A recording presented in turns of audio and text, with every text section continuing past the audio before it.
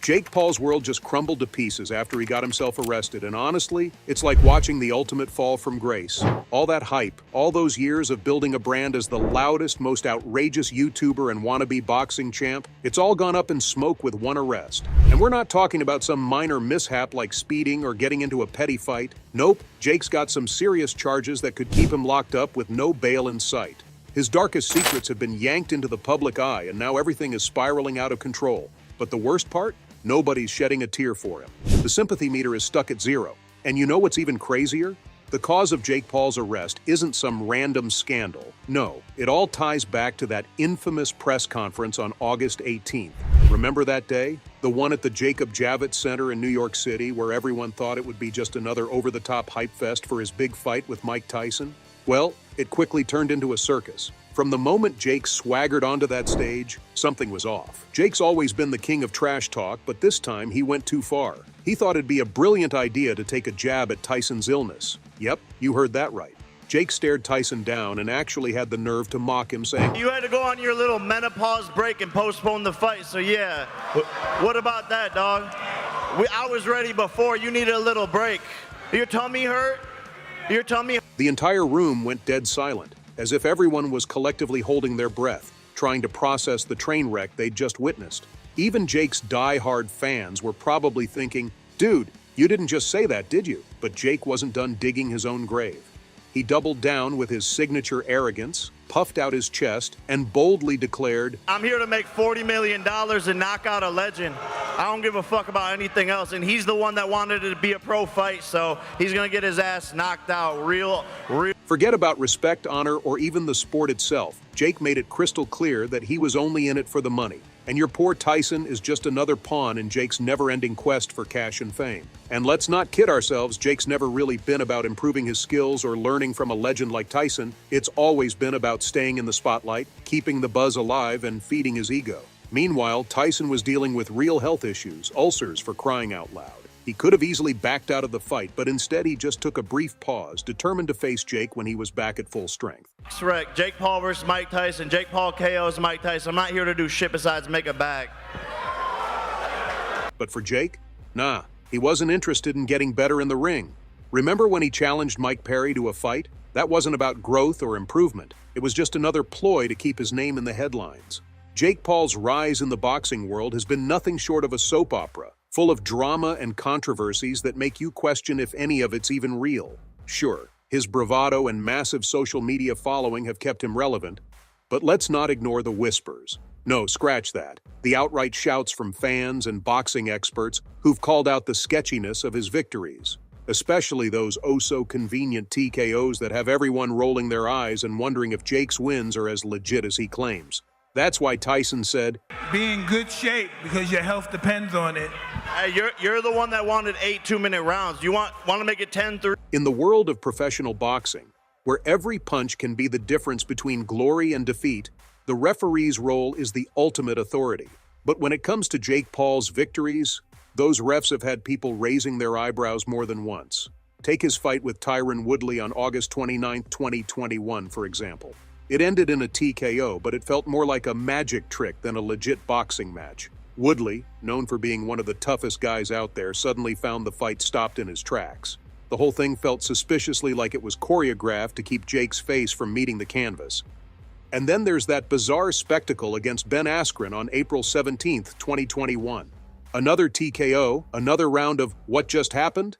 Askren, a former MMA champion, barely hit the floor before the ref swooped in to call the fight. It was like watching a ref put training wheels on Jake's career, making sure he stayed upright no matter what. Fans and critics alike were left questioning whether these wins were truly earned or if they were just part of a larger scheme to protect a rising star with shaky credentials. This isn't just a small cloud hanging over Jake's career. It's more like a looming storm that threatens to rain on every parade he tries to throw. And Mike Tyson, the man who's seen and done it all, wasn't about to let this slide. So when Tyson announced the knockout-only rule for their upcoming clash, it wasn't just a tweak, it was a challenge. Tyson was saying, "Let's see what you're really made of. No shortcuts, no handouts." But Jake?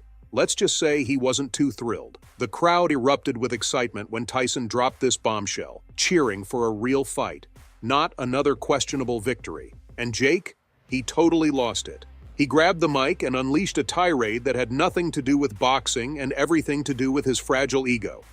Shut the fuck up, New York. Hey, boo yourselves. Boo yourselves, New York. Hey, New York, New York, New York, you're just like Mike Tyson. You were good 20 years ago. Fuck you, New York. Fuck you. Dumbass Democratic City. This wasn't just an outburst. It was a meltdown that showed just how rattled he was. The idea of fighting under Tyson's rules, where there was no room for the usual shenanigans, had him panicking. His usual swagger was gone, replaced by a desperate attempt to regain control in a situation that was slipping through his fingers. But what made it worse was how Jake had talked about such a big game before. During the negotiations, he was all about fighting on Tyson's terms, making bold claims about stepping up to the challenge. But now, faced with the reality of those terms, he was backpedaling faster than anyone could have imagined. The bravado was gone, and all that was left was a guy desperately trying to wiggle out of a fight he clearly wasn't prepared for. Hello? Jesus. This is... The charges were for breaching contract and potential fraud, all tangled up in the legal web Mike Tyson's team had spun. The arrest was swift, completely out of the blue, leaving Jake, and pretty much everyone else, stunned. One minute he's a carefree surfer dude, the next he's being hauled off, looking less like the brash YouTuber turned boxer we're used to, and more like a kid caught with his hand in the cookie jar. And if you thought that was the end of it, think again. The whole thing took a turn for the legendary when Mike Tyson sat down on Logan Paul's podcast and got asked why he was going after Jake so hard. Now, Tyson's not the kind of guy to mince words, and he didn't disappoint. He laid it all out, making it crystal clear that this wasn't just about some contract dispute. No, this was personal. This was about respect, about sticking to your word, and about the kind of integrity that's built Tyson's reputation both in and out of the ring. Tyson's never been one to back down from a fight or let anyone get away with disrespect. But here's the thing. When Jake disrespected him at that press conference and then tried to worm his way out of their deal, Tyson didn't go off the rails. He didn't let the old fiery Tyson take over. And why? Because Tyson's learned a thing or two over the years about keeping his cool, even when every instinct is telling him to throw hands. On the podcast, Tyson put it in his own no-nonsense style. "I'm a straightforward person," he said, his voice carrying the weight of 1,000 battles. Jake's trash talk? It didn't faze him. Tyson's been through hell and back. There's nothing Jake Paul could say that would even make him blink. But what really got under his skin was Jake's blatant disregard for their agreement. For Tyson, this wasn't just about boxing. It was about being a man of your word. And in Tyson's world, your word is everything. Now Tyson could have easily let his temper flare. We all know what happens when Mike Tyson gets mad. But instead of letting loose, Tyson chose a different path. Why? Because he knows where that kind of anger leads. Learn from prior experience. When that tough guy Mike Tyson comes out, when it's not necessary to come out, I'm always in handcuffs. So I'm very careful when that guy comes. Tyson admitted, referencing that side of him that used to settle disputes with his fists. No questions asked. That's the Tyson who ruled the ring, the one who didn't take any nonsense. But that's also Tyson who's well aware that flying off the handle has landed him in hot water more times than he can count. He even confessed. Drink, get ready to get in a fight, I break out in handcuffs. But It's a stark reminder of just how fine the line is for Tyson between staying in control and letting things spiral out. He's lived a life where one wrong move could send everything crashing down. So when Jake started acting up, Tyson made a deliberate choice. This wasn't just about keeping Jake in check, it was about keeping his own demons at bay. Tyson's decision to handle things legally was his way of showing that he's learned from the past, that he's not going to let Jake Paul or anyone else drag him back into the chaos he's fought so hard to escape. It was a powerful move, sure, but more than that, it was a testament to the man Tyson has become. A fighter who's learned that sometimes the biggest battles are the ones you fight within yourself.